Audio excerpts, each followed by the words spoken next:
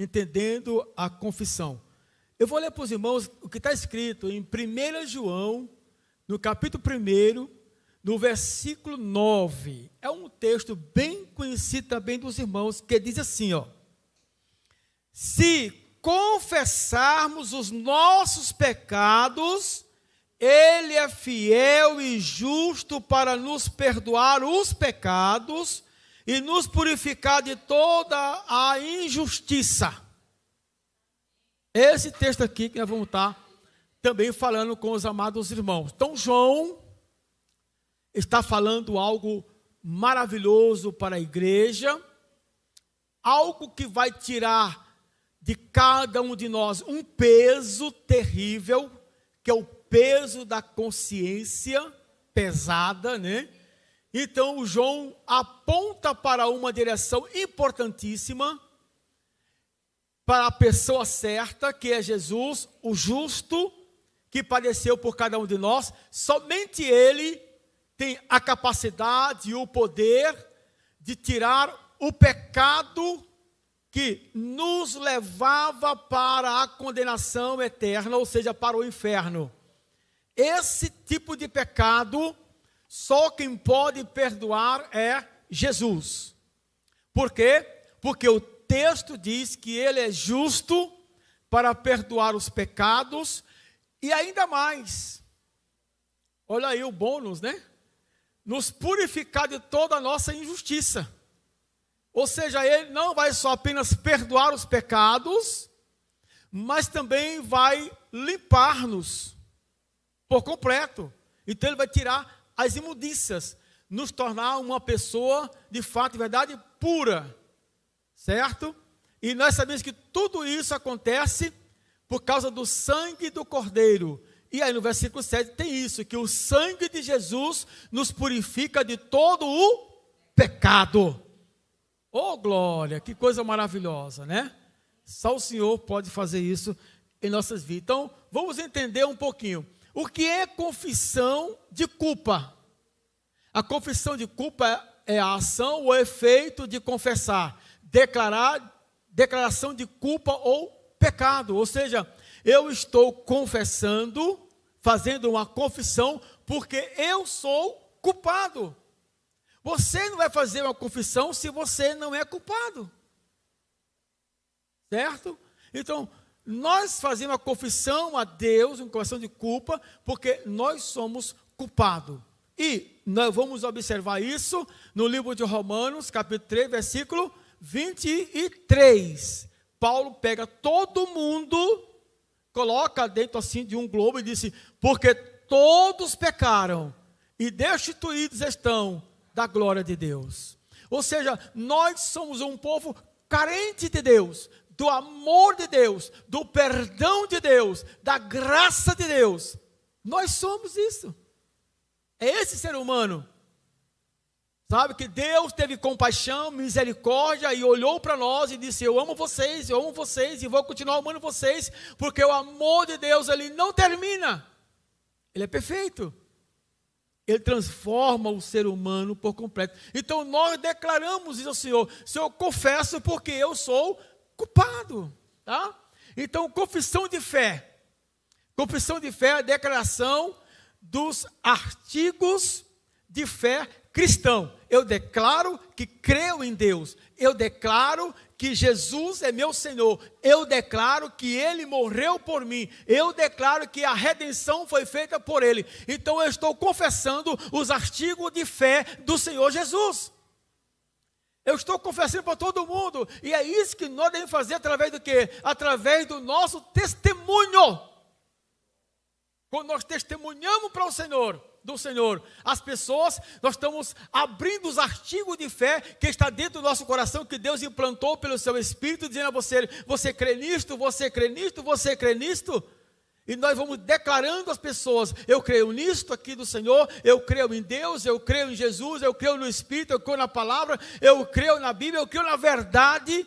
Nós estamos declarando isso, porque é uma confissão de fé. E todos os irmãos, todos os crentes, eles precisam fazer uso dessa confissão de fé para todas as pessoas a quem você encontrar. você precisa puxar os artigos e dizer, olha, há uma fé que salva. Há um Deus que olha para você. Há um Jesus que pendurou-se na cruz e derramou o seu sangue para purificar-nos de todo o nosso pecado. Nós estamos falando isso. E nós não precisamos ficar calados, não. Temos que falar como igreja. Para quê? Para que haja dentro de nós o movimento de despertamento espiritual, para que a igreja seja vista na sociedade, no bairro, no mundo, na cidade, no Brasil, e para que as autoridades que não são cristãos possam dar respeito à igreja, porque ela é a igreja comprada pelo sangue de Jesus. Somos nós, irmãos. Eu e você. Por isso devemos andar corretamente, sabe, no mundo, para que as pessoas possam ver Cristo em cada um de nós. Então aí a abertura. O que é confessar agora? Tá? Reconhecer falta, crime, má ação ou fraqueza. Ou seja, é o reconhecimento de alguma coisa. Tá? Então quando você está fazendo confissão a Deus, você está confessando para Ele que você falhou, que você praticou uma ação má, que você é uma pessoa fraca. Por isso, nós devemos recorrer sempre ao trono de Deus, para que de lá nós possamos receber virtudes, para que possamos realmente estar fortalecidos no mundo em que nós estamos vivendo. Tá? Então, mediante revelação, é também admitir, declarar ou reconhecer. Estou declarando isto. Se eu maltratei o Edivaldo, vou lá e digo, Edivaldo, me desculpe aí, me perdoe, cara. Eu reconheço de fato, estou confessando para ele. Eu reconheço, por isso que Tiago pede lá para os irmãos, confessai-vos uns aos outros. Se você magoou a irmã Eunice, vai lá e diga, irmã Eunice, eu magoei a senhora, então eu estou arrependido. Me perdoe, minha irmã. Viu? É assim. Nem ficar guardando. Eu não vou lá não, porque ela vai ficar mais zangada comigo. O problema não é você ficar zangado, vai lá e peça perdão. Não é não? É assim que tem que fazer o crente, tem que chegar e dizer, ó, irmão, eu quero confessar, porque eu reconheço que eu errei. Eu reconheço isso.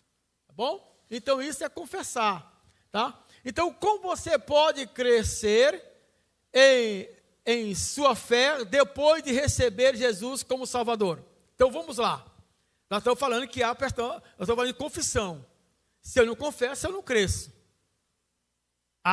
Tem um problema aqui para a minha vida, né? Então, se eu quero crescer, depois que eu conheci Jesus, eu sei que Ele é meu Salvador, Ele me tornou, portanto, discípulo dEle. Mas eu quero muito mais do que isso. Nós cantamos aqui. Eu quero estar onde? Bem pertinho dele, né? Perto do Senhor, não é isso? Você não vai ficar perto do Senhor todo sujo, vai? Não vai. Então você precisa reconhecer alguma coisa que está errada em você. Tá? E aí você vai crescer. Então quanto mais eu conheço a mim mesmo, e quanto mais eu conheço a mim, eu vejo as minhas impossibilidades, eu conheço a minha limitação, eu conheço meus erros, eu conheço meus pecados, eu conheço que estou falho de alguma coisa com relação ao Senhor. Então, quando eu reconheço isso, eu me submeto ao Senhor, e quando eu me submeto a Deus, eu passo a crescer, dar um passo mais firme na minha maturidade espiritual, porque eu estou reconhecendo. E como é bom, né? A gente reconhece os amigos, né? Oh, amigo, quanto tempo, né? Você não esqueceu dele? Então, reconheça, né? E cresça na presença do Senhor, tá bom? Como ter vitória sobre seus problemas, sobre as tentações e pecados, se você não confessar? Ele sabe que pecados escondidos adoecem os ossos. Não foi isso que o salmista falou? Quando eu escondi meus pecados, meus ossos envelheceram. Ficaram bamba, né? Então, quando a gente começa a guardar pecadinho, ele vira pecadão. E quando vira pecadão, você fica Satanás. Olha o problema do homem. E Deus não quer isso, não é isso? É, Isabela. É assim mesmo. Viu? Então Deus não quer que o homem vire Satanás. Quer que o homem seja homem de Deus, mulher de Deus, tá? Criança de Deus, homem de Deus. Tá bom? Então como é que eu vou crescer? Como é que eu vou ter vitória sobre os meus problemas e sobre as tentações? Tá bom? Então qual é o alvo? Aí eu tenho que entender isso, tá bom? Para que eu possa ter vitória tudo sobre o pecado, sobre as tentações, eu preciso ter consciência do que é o meu alvo. O que é o meu alvo? Nós estamos correndo para onde? Nós estamos correndo para chegar a uma maturidade. Paulo chama de perfeição. Lembra lá? Ainda não sou perfeito, mas correndo estou em busca da perfeição. E como é que ele fez isso? Esquecendo-me das coisas que para trás ficaram. Prossigo olhando para o alvo. Olha aí. Se eu quero chegar à maturidade cristã, ou seja, ao porte de homem perfeito, eu preciso colocar na minha mente de que eu preciso confessar ao Senhor, de que eu terei vitória sobre as tentações e o pecado, quando eu confesso a Ele, que chega a essa maturidade, porque eu estou em busca do meu alvo, que é a maturidade, a minha perfeição. Todos nós estamos fazendo isso aqui, irmão. Você não cai? Cai. Todo homem cai, toda pessoa cai, mas levanta, né? Na vida cristã também é assim, porque a vida cristã, pensa numa energia dessa aqui, se ela fosse do tipo reta, linear, quando ela caísse, qual é o problema? Ela ia ficar fraquinha. Ela não ia chegar até a última casa. Por que ela chega até na última casa? Porque ela é assim, ó. Depois que ela cai, ela volta com força. Da força maior. O crente é assim, quando ele cai, ele levanta com maior força. Ele levanta com o poder de Deus. Então, quando você está fraquinho, está linear, achando que está tudo perfeito, está maravilhoso, estou dando assim, ó, tranquilo, bacana, né? Aí depois você, puf, caiu, aí diz, oh, Senhor, caiu. Deus levanta esse homem. Lembra do apóstolo Paulo caiu do cavalo? Deus levantou ele com o quê? Com poder e glória. Então, Deus levanta esse homem com poder e glória, faz com que esse homem seja um vaso de bênção nas mãos do Senhor para ajudar o pastor. Olha aqui a irmã ajudando o pastor, dando água para o pastor. A irmã aí, eita, obrigado, irmãzinha. Olha aí, viu? Tá vendo aí? Então, vai chegar a maturidade. E uma pessoa na maturidade cristã, meus irmãos, é uma pessoa inteligente, ela não se importa com as coisas não. As pessoas estão falando, mas não sei o quê. Olha, meu amigo, cresça, você está muito pequeno, tá? Ou seja, não é qualquer coisa que vai atingir uma pessoa que está na maturidade espiritual não, porque ele está no outro patamar. Ele está lá em cima, ele está sabendo o que Deus quer da vida dele, ele está olhando para ele está olhando para Deus, ele está olhando para o Senhor, ele não está olhando para os problemas, ele está olhando para o Senhor, ele sabe que os problemas estão na mão do Senhor. E foi assim que Cristo fez com nós, ele carregando ele carregou, certo? Pegou o madeiro, colocou sobre os seus ombros e sobre o seu corpo, ele levou as minhas enfermidades, ele carregou. Eu já estou livre disto, porque o Senhor já fez, ele cumpriu a missão. Por isso que pelas suas chagas fomos sarados. Porque ele já fez isto. Eu não preciso mais dizer assim, faça de novo. Não, ele já fez. Eu só preciso agora crer e confessar de que ele é o meu Senhor e o meu Salvador. Para que eu possa chegar à minha maturidade. Então, o alvo de todos nós é uma maturidade perfeita, meus irmãos. Tá bom? Em Hebreus 6, versículo 1, diz o seguinte, pelo que deixando o rudimento da doutrina de Cristo, prossigamos até a perfeição, não lançando de novo o fundamento do arrependimento de obras mortas e de fé em Deus. Sabe aqueles que todo dia ficam assim, mas isso aqui mais lá, eu vou me reconciliar, vou me reconciliar. Cuidado com isso, meu irmão. Quantas vezes você quer se reconciliar com o Senhor? Entendeu? Então observa aí, da doutrina de Cristo, observa aí, prossigamos até a perfeição. deixe, meu irmão, aquelas coisinhas pequenas. Sabe? Mas será que eu tenho certeza disso? Eu não sei se Cristo realmente é o Senhor. Eu não sei se Cristo é verdadeiro. Será que Ele existiu mesmo? Essas coisinhas são rudimentos, meu, de Cristo. Eu estou pensando num Cristo que não existiu. Pense num que existiu e deu a vida por você. Prossiga, meus irmãos, em busca da perfeição, não lançando, tá? Não precisa você lançar outro fundamento, ou lançar outros projetos, ou dizer, não, precisa agora ser outras coisas. Não. Deixa isso por neopentecostais. Tá? Deixa isso para eles. Você é crente em Jesus Cristo, o Senhor e Salvador. Olhe para Ele. Tá? Então, não fique lançando coisa. Bota uma rosa vermelha para poder acabar com a maldição. Bota um copo com água, não sei para quê. Bota não sei o que. Bota um xixi de gato. Estou fazendo isso agora. Né? Vou pegar a vassoura lá de Isaías, vamos varrer. Vamos ungir a vassoura para varrer. Quem gosta de vassoura, meu irmão? Foi Jesus Cristo que perdoou os nossos pecados. Foi Ele que varreu com a sua vassoura santa. Está vendo aí? Aí ficam um monte de pessoas aí, feito besta, sem entender nada da palavra do Senhor, meu querido. Você é cristão, tem Jesus no coração. Então deixa essas coisas de menino, meus irmãos. Não fique lançando fundamento não. Mas se eu não fizer isto aqui, não vai dar certo. Se eu não for para Israel, não vai dar certo. Vai, meu irmão. Porque nem em Israel, nem no Brasil. O que acabou de ir lá? Mas é em espírito e verdade. Oh, glória. É em espírito e verdade, meu irmão. Não precisa você pegar seus 16 mil reais, 20 mil reais e ir lá para Jerusalém para bater a cabeça daquele murro lá que nem presta mais que dali. E fica lá bater lamentação. Pá. Conversa é essa? Não.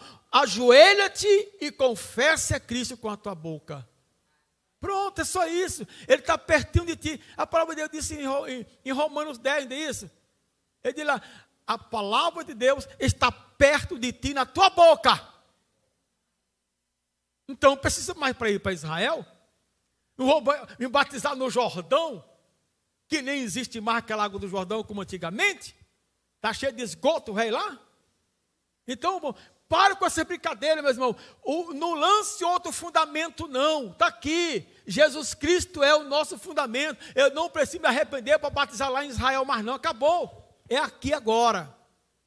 Faça como eu nunca. Quem me impede de ser batizado? Ele não precisou voltar para Jerusalém para se batizar. Ele foi para o Jordão, tinha uma água lá perto dele. E ele se batizou. Por quê? Porque os artigos de fé que Filipe apontou para ele creu no Senhor Jesus. Foi Ele que deu a vida por nós. Então, meus irmãos, esquece esse pessoal aí e venham para cá para ouvir a palavra do Senhor. É verdade, meu irmão. Está perdido do mundo aí, iludido com tanta coisinha a ver aí, com pulseirinha, não sei o que mais lá, com bracelete, não sei de quê, né? Um óculos santo agora, não sei de onde. Conversa é essa, né? Então, a palavra perfeição, ela é maturidade, meus irmãos. O que o autor está dizendo é, você deve progredir até a perfeição ou maturidade, desde que já tenha recebido quem? Jesus. Paulo fala uma coisa interessante aos irmãos lá de Corinto, ele diz assim, se é que vocês têm Jesus. Está vendo?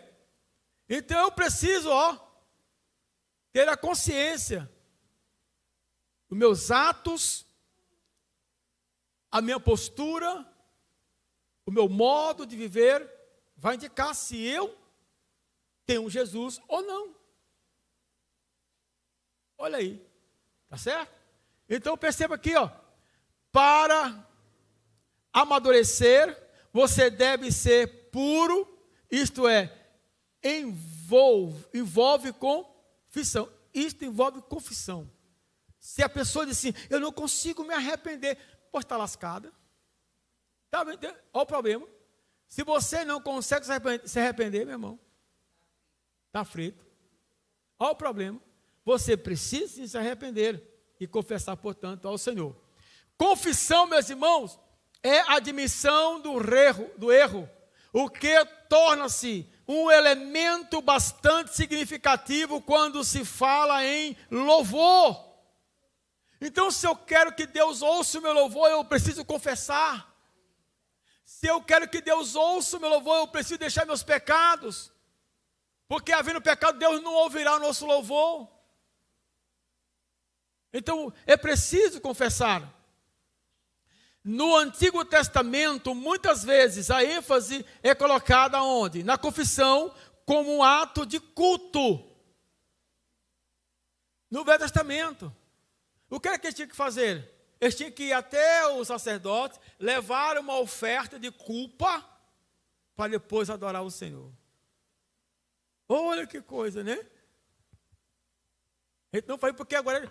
Nós não fazemos isso porque Cristo é a oferta que Deus deu a todos nós, certo? Está linda, meu amor, certo? Cristo é a oferta que deu a todos nós. Eu não preciso mais ofertar uma pomba, um carneiro, um bode, que até não tem isso aí, né? Para dar para o Senhor, certo? Se eu fosse comprar, eu me der mais caro, aí ia ser pior para mim, né? O pecado ia ser muito grande. Então não precisa mais disso. Por quê? Porque Cristo ofereceu a si mesmo por nós. Pronto, cessou isto. Aí fica um monte de gente por aí com o judaísmo na cabeça, está indo para cá para o Brasil. Que coisa é essa? Nós somos cristãos. Cristo. Nós somos judaicos. Eu não preciso fazer práticas judaicas, nem festas judaicas. Mas sou cristão. Olha o problema de muita gente por aí afora aí. Por isso tem muitas igrejas cheias, né? Vem com o poderinho. E assim, Miriam dançou. Foi ela que dançou, não foi eu, não. Eu não atravessei o mar vermelho, não. Ela tinha todo mundo para fazer isso. Pois é. Está entendendo? Ela dançou e estava certa, porque ela deixou uma escravidão de 400 anos, meu irmão. Estava lá. Atravessou o mar. Eu não vi o mar aberto, não. Ela atravessou o mar. Ela viu. Então ela tinha muito sentimento no coração, muita alegria para dizer: Senhor, agora eu vou dançar na tua presença. E dançou. E tocou. Está vendo? Então, meus irmãos, cuidado com isso aqui, ó. Em Levíticos 5, 6 e 7, ele fala de confissão de pecado como uma oferta de culpa. O sacerdote deveria sacrificar um animal vivo para a purificação dos pecados do povo de Deus. Em Levítico 5:9, ele diz: e do sangue, olha aí a simbologia lá para o Novo Testamento, né?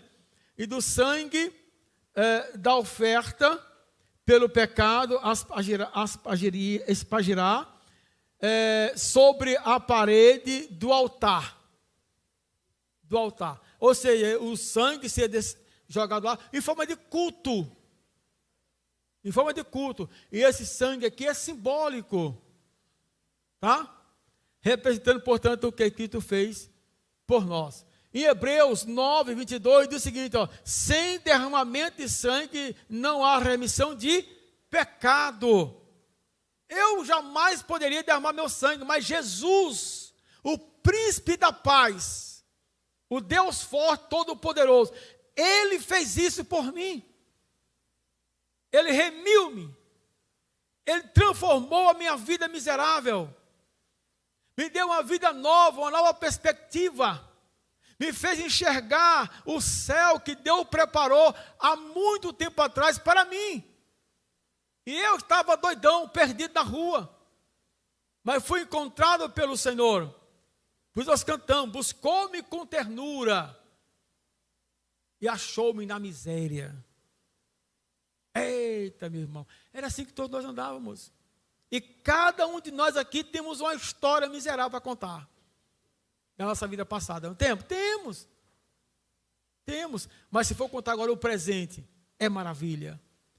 Como Deus é maravilhoso conosco, meus irmãos. Nos amou, enriqueceu a nossa alma, nos fez brilhar no mundo e sermos chamados filhos de Deus. É o que nós somos agora. E Deus fez isso conosco, né? Eu não podia fazer isso, mas Deus fez conosco. Nenhum de nós podia fazer isso, né? Mas Deus fez. Agora, a cruz de Cristo é a chave para o entendimento da confissão. Por isso que eu falei uma vez sobre a doutrina da morte de Cristo. Lembra? A doutrina da morte, eu falei para os irmãos, naquele vídeo que eu fiz aí para os irmãos. A doutrina da morte, tá? Porque nós precisamos compreender a morte de Cristo e compreender a cruz de Cristo. O que representa para nós isso aqui? Tá? A nossa morte está aqui, ó, na cruz de Cristo. Então, a cruz de Cristo, ela é a chave para o entendimento da confissão. Se Cristo, eu, pecador como era, Ele foi bondoso comigo, assumiu a posição, chegou lá e disse: Isaías, não precisa você morrer na cruz, eu morrerei por ti. Aquela cruz é eu. Eu tenho que entender isso. Ali é eu. O apóstolo Paulo chegou a dizer o quê? Já estou crucificado com Cristo. Ali é a cruz de Paulo. Então, você, meu amado, quando olhar para o mundão, abrir a sua televisão e ver imoralidade, fecha. Fecha. Eu creio que nenhum dos irmãos aqui assiste novela da Globo. Assiste não. São tudo purificados. Certo? Porque é uma perda, irmão. Olha, é um tempo que não volta mais. Você perdeu ali um tempo precioso. Perdeu. Então não assista aquelas imoralidades não, porque é só porcaria. Cada tema de mensagem que eles botam lá, tem uma que eu vi uma propaganda de uma aí falando isso, o quê? Como era, gente? É fácil, como é? Tem uma aí que está rodando aí agora aí. Cuidado com isso aí, meu irmão. Tá? Não assiste não.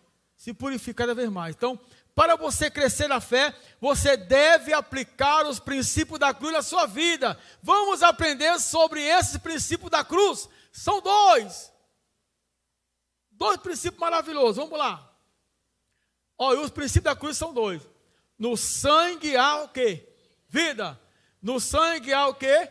Perdão. Então vamos dizer junto, no sangue há vida. No sangue há perdão. Mais uma vez, no sangue há vida. No sangue há perdão. Esses são os dois princípios da cruz. Foi lá que ele perdoou. Pai, perdoa-os. Foi lá que ele deu a vida. Pai, eu dou a minha vida. E ele deu. Então esses são os dois princípios da cruz que eu preciso guardar no meu coração. Foi na cruz que ele deu a sua vida por mim. Foi na cruz que ele perdoou meus pecados. Foi lá que ele declarou: Pai, está tudo consumado. Esses são meus. Não são do diabo, são meus. Então você foi dado por Deus a Jesus. E Jesus pegou você e escondeu no próprio Deus. Então você é de Deus. Você não é do capeta, meu irmão. Tá bom? Então não dê lugar ao capeta, meu irmão.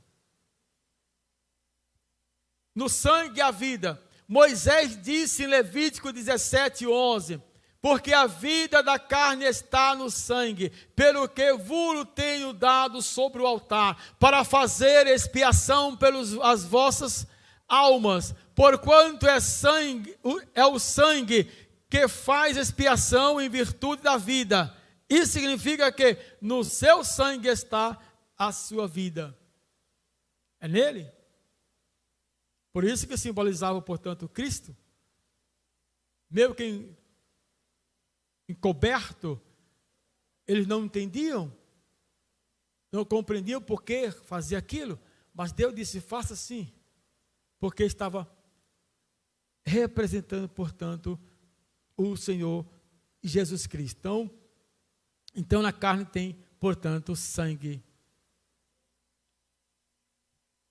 Para os judeus, meus irmãos, agora preste bem atenção que eu vou para os irmãos aqui, para os irmãos pegar os pentecostais agora aí, tá bom? Para os judeus, o que estava associado fundamentalmente ao sangue era o quê? A vida. Os judeus colocaram na cabeça, no coração, de que estava ligado sangue e é a vida. Certo? Presta atenção, os judeus faziam isso. Tá bom? Agora, quando eles pensavam em sangue, eles pensavam em quê? Na vida. Na vida. Por isso que eles não comiam o sangue. Presta atenção, para depois você... Entenda aqui, para depois você discutir lá fora isso aqui. Ó. Portanto, cada judeu retirava o sangue da carne antes de cozinhar. Eles esmagavam assim, tirava, a carne ficava branca. Porque tirava todo o sangue da carne. Porque entendia o quê? Ele viu o sangue e dizia assim, a vida. Ele viu o sangue e dizia, a vida. Então eles tiravam todos, lavavam bem lavado e ficava branca. Presta atenção aí, ó. Tá? Ninguém faz isso. Nem aqueles que dizem que não come, me faz também a mesma coisa, né? Presta atenção aí, ó. Aqui, ó. Lá,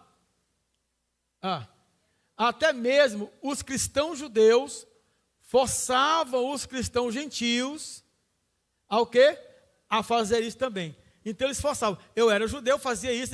Tu é quem sou. Então tu não come isso aqui não. O que tem que sangue? Então vamos lavar a carne todinha. Lavar. Tirar o sangue todinho e ficar branquinha. Se tivesse um sangue, ele dizia, eu tenho a vida aqui. Tirar a vida. Olha o problema aí. Olha o problema. Vamos lá. Em Atos, aqui o texto chave aqui, não é isso? Presta atenção agora aí, ó. Em Atos 15, 29, diz o quê? Que vos abstenhais das coisas o quê? Sacrificada a ídolo. Presta atenção aí, ó. E do sangue, e da carne sufocada, e da prostituição, e destas coisas fareis bem de vos guardardes. Bem vos vá. O que está dizendo para nós aí, irmão? Houve um concílio. Paulo detonou lá o negócio, todo mundo. Tiago levantou. E ele disse, olha, pareceu bem a nós, é o Espírito Santo, que vos abstenhais de quê? Das coisas sacrificadas a ídolo. A tua carne é sacrificada a ídolo? A tua galinha? É não, né? Você foi lá no Canideia e sacrificou para ir lá? Não. Não ofereceu não, né? Presta atenção aí, ó. Nós não sacrificamos nada a ídolos. Eu sou cristão. Nós consagramos a Deus. E se eu consagrei a Deus, Deus disse, como eu fico, porque tudo é bom. Lembra? Que Paulo disse lá para Timóteo? Timóteo, tudo que Deus fez é bom. E com ação de graça, melhor ainda. Oh, beleza. Olha aqui, ó. Come a sua galinha, meu filho. Tá? Como o seu boi, o seu porco, vê lá, tá bom? Porque não foi sacrificado a ídolos. Aqui tem um problema social, né? E do sangue. Por quê? Lembra que eu falei para você? Quando o judeu vê sangue, ele vê o quê? Vida. Então, Tiago disse, não coma o sangue. Porque há vida. E qual era o sangue? Que eu não podia, que estava proibindo? O sangue dos animais sacrificado a ídolo. Observa o negócio aí, ó. Depois ele fala assim, e da carne sufocada. Por que a carne sufocada, meu irmão? Você sabe como é que é ela? Você pega o animal, fere o animal e não derrama o sangue. Ele fica roxo. Não derrama um sangue. Sufocado não derrama sangue. Você corta o pescoço, quebra o pescoço e ele morre sufocado e não derrama sangue. E aí Tiago disse, nem da carne sufocada, porque a carne sufocada fica preta, por causa do sangue. Olha aqui, está dizendo aqui. Olha aí, está vendo? Tem que matar a bichinha lá. Mas esse animal sufocado, ele ia para onde? Ele ia para o sacrifício dos ídolos. Que é um problema, irmão. Depois pode dizer assim, se você for ao mercado e comprar uma carne, não pergunte a ninguém se ela é de onde. Se ela foi sacrificada a ídolo. Não pergunte. Compre a carne, vá para casa e coma. Não pergunte não. Porque toda a carne que era vendida no mercado naquele tempo, principalmente na cidade de Corinto, ela era sacrificada a ídolos. Então, Corinto, ninguém podia comer carne. Mas aí o pessoal de hoje só fala do sangue, não fala do resto, não fala da prostituição, que tem muito por aí, né? Olha o problema. Fala mais do sangue. Não pode comer sangue, mas são... Olha aqui, não observe isso aqui por quê. Não é só do sangue que fala isso aqui não, irmão. Fala também de quê? Da prostituição.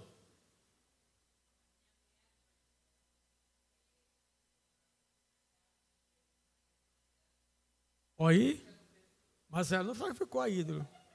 Come sua galinha, tranquilo. Certo? Observa aí, irmão. Por isso que os judeus, quando via sangue, eles diziam a vida. Tá bom? Seria detestável ao judeu beber sangue ou comer carne com sangue. Nenhum judeu bebia sangue. A concepção judaica, somente os gentios, os pagãos e os bárbaros ou os incrédulos faziam isto. Então, para os judeus, somente nós fazíamos isto.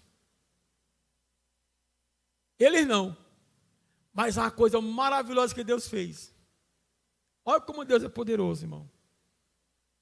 Foi aqueles judeus, foi a eles, que Jesus disse: bebam o meu. Que coisa, né? Ele detestava o sangue, né? Porque tinha vida. Aí Jesus chegou e disse: bebam o meu sangue. Sabe por quê? Porque se não beber o meu sangue, não terá o quê? A minha vida. Aí Jesus quebrou a concepção dele, né? O que? Judeu falando isso? Jesus era judeu. E agora? Ele pegou bem na costela, né, do cara e disse: agora vocês vão beber sangue. Porque tem que beber da minha vida. Tá? E aí, João 6, 53, 59. O sangue de Jesus foi derramado na cruz, representando sua vida, recebendo esta vida, receber o perdão dos pecados. Em Efésios 1, 7, no sangue de Jesus está o quê? A sua vida. Em Hebreus 10, 12, esta é o primeiro passo para a maturidade cristã. É beber o sangue de Cristo. É receber a vida dele. Aí o testemunho de Jeová tão ferrado. Se não beber o sangue de Jesus, eles não vão para o céu. Eles precisam tomar o sangue de Jesus para poder receber a vida de Jesus. Tá? Por quê? Porque a vida de Jesus foi sacrificada por nós. Não foi a ídolos, não. Foi por nós. Tá bom? No sangue há perdão. É o segundo princípio. No sangue há perdão. Na Bíblia diz que o sangue de Jesus purifica. Em 1 João 1, 7. Mas se andarmos... Agora preste atenção nisso aqui, que ele está falando aqui. Mas se... Olha a condição. Mas se andarmos na luz, como ele está na luz. Quem é a luz? Jesus. O que é que ele quer que nós façamos? Andamos na luz. Ele quer que você ande na luz. Porque ele está na luz. Ele é a luz e ele está na luz. Tá bom? Se nós fizermos isso, o que é que vai acontecer? Nós temos comunhão uns. Mas se não fizer, não tem comunhão. Se eu não tiver comunhão com o Manel, com a Tamires, com a Jéssica, já pensou? Eu não estou tendo comunhão com os irmãos, então eu não estou na luz. Eu estou nas trevas ainda. Bom? Aí o que acontece aqui? Uns com os outros. E o que vai acontecer se eu andar em comunhão uns com os outros? O sangue de Jesus, seu Filho, nos purifica de todo o pecado. Mas eu preciso andar na comunhão com os irmãos, para que eu tenha o direito da purificação do pecado, irmão. Por isso que a igreja tem que ser modelo. Nem para nem passarela, não. É modelo mesmo, de vida, para as pessoas. Tá bom? O sangue de Jesus é um agente purificador. Assim como o nosso sangue trabalha como agente de purificação em nosso corpo. Irmão, sabe que nosso corpo, o sangue vai movimenta todos os dias, toda hora, né? Mudando todas as células do nosso corpo, todas as correntes sanguíneas do nosso corpo aqui. Vai ter 96 milhões, né, de veia, que dá não sei quantos mil quilômetros aí. Está vendo aí? E aí, toda essa veia tem sangue. O que é que vai acontecer? Purificação em nosso corpo. A chave para o seu crescimento e maturidade é ser purificado continuamente pelo sangue de Cristo. E ele é eliminar os resíduos inúteis, espiritualmente falando.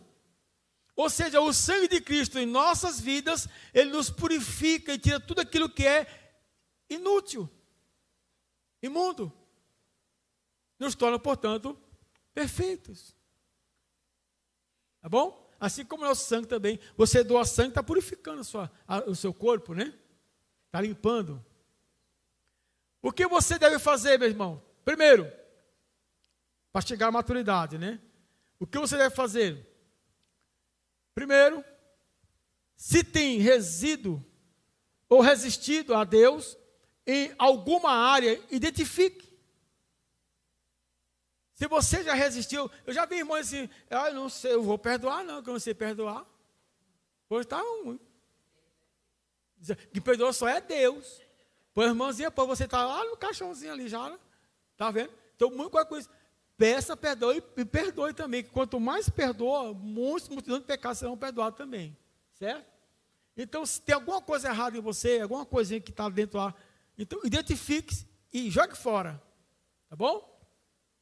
Segundo, confesse a existência de tais resistência a Cristo agora, assim como qualquer outro pecado. Se tem alguma coisa, pai, eu não vou com a cara de fulano. Não, vai com a sua mesmo. Não precisa ir com a cara de fulano, certo? Mas vá até ela, certo? Diga, fulano, olha, eu não vim com a tua cara, eu vim com a minha. Então eu quero te pedir perdão. Peça perdão para ela, meu irmão. Não tem problema não, certo? E terceiro, pela fé, aceite o fato de que está sendo purificado deste pecado pelo sangue de... Aceite isso, irmão. Quando você faz isso, quebra aquela resistência todinha, né? E Cristo foi um desses, né? Que quebrou toda a resistência, né? Ele foi até Samaria, que não podia ir lá. Falou com a mulher que não podia falar. Não é isso? Não perdoou o pecado da mulher. Já pensou agora dele? Levantou um aleijado lá e disse, levanta em nome de Jesus, né? Então assim, ele quebrou muita resistência naquele tempo. Então, quebre a tua resistência e confesse a Deus e deixe que o sangue de Jesus purifique o teu pecado. Amém, irmão? Então, para nós concluirmos, há dois tipos de culpa. É a culpa falsa, tá? Essa tem caráter geral. O que é a culpa falsa, irmão? Quando eu vou culpar aqui, quando eu invento uma coisa que não é minha. Eu estou falsificando algo. Ou estou dando um mau testemunho de alguém. Falando mal de alguém. Eu estou falsificando. Então, eu tenho uma culpa falsa. Tá? Ou então, quando eu digo assim, olha, eu passei por isso, aquilo outro, sem ter passado. Então, não vou inventar culpas, porque ela se torna uma culpa falsa. Tá bom? E a culpa verdadeira são aquelas que se sentem culpadas porque são culpadas mesmo. Eu sou culpada. Ela não é culpada, mas eu sou culpada. Tá? Lembra da oração do sacerdote lá, mas o publicano, né? O sacerdote disse, Senhor, eu não sou culpado de nada, e cheio de culpa, né? Eu não sou culpado, Senhor, eu não tenho pecado, eu não sei o que mais lá. E o pecadorzinho estava lá, Senhor, eu não sou digno de levantar meus olhos. A culpa era dele, eu tenho culpa, Senhor. Mas quem tinha a culpa falsa? Olha aí, tentando enganar. E ele cheio de culpa. Mas não admitia, portanto, a sua culpa. Entendendo a intercessão na próxima quarta-feira, tá bom? Então, quem vier quarta-feira vai entender um pouquinho sobre essa questão de intercessão. Então, mas se os irmãos gostam de orar, então vamos aprender um pouquinho sobre essa questão de intercessão. Bom? Amém, meus irmãos?